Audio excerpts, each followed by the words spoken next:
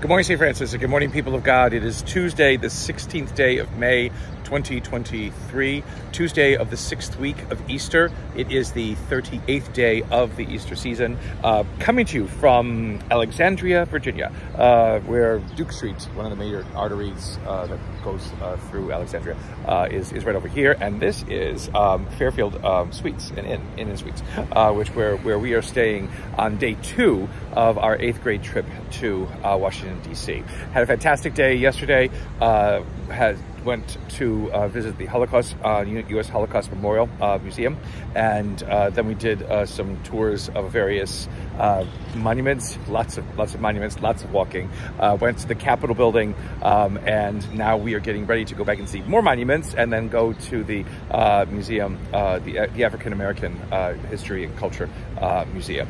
So another packed full day for our 8th graders here, representing the Franciscan School exceedingly well. It's a very different kind of a hotel. It's not the Wyndham that we stayed in last year, but it still is. It's sufficient, and it works for all of us. And so breakfast is being had by all of our 8th graders, courtesy of IHOP. So that's a little benefit too.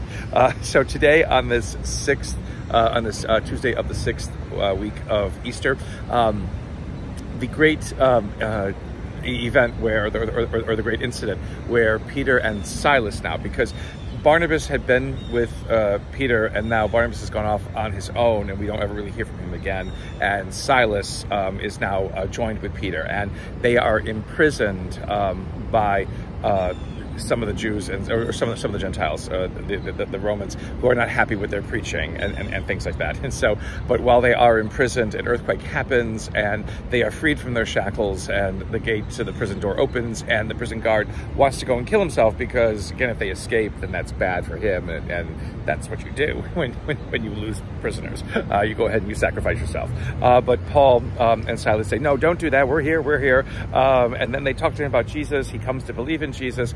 And then the guy takes them into his house, where he cares for their wounds and makes them dinner and everything else like that. So, you know, these events that happen, the earthquake, was it inspired by God? It never really says that. There are other times in which an angel comes and opens prisons for Paul and things like that.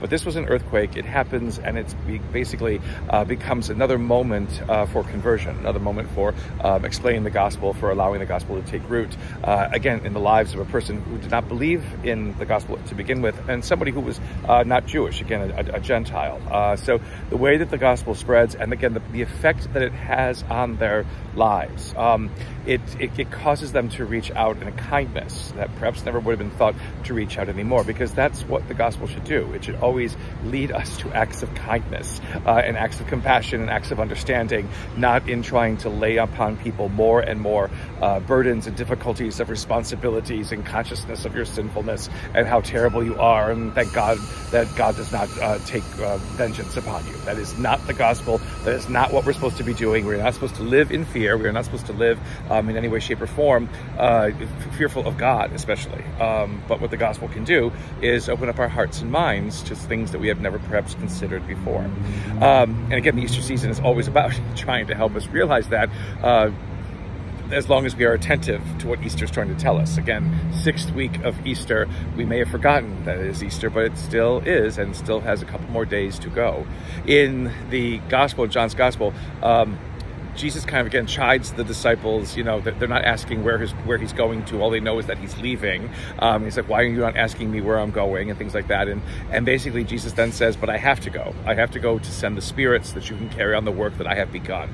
Again, it is a wonderful testament to God's faith in us. Again, we are supposed to have faith in God, yes, but we have faith in God because we recognize that God has faith in us, that we are capable of doing things that other people think are impossible, or other people think is improbable for us to ever undertake or ever do. We have to have more confidence in ourselves as human beings, first and foremost, to let faith work inside of us and allow what it is that faith offers us in the way of trying to re-envision ourselves in the world around us to take root and become something that allows us to see the fullness of what we are as human beings, and the fullness of this wonderful, beautiful world that God has given to us.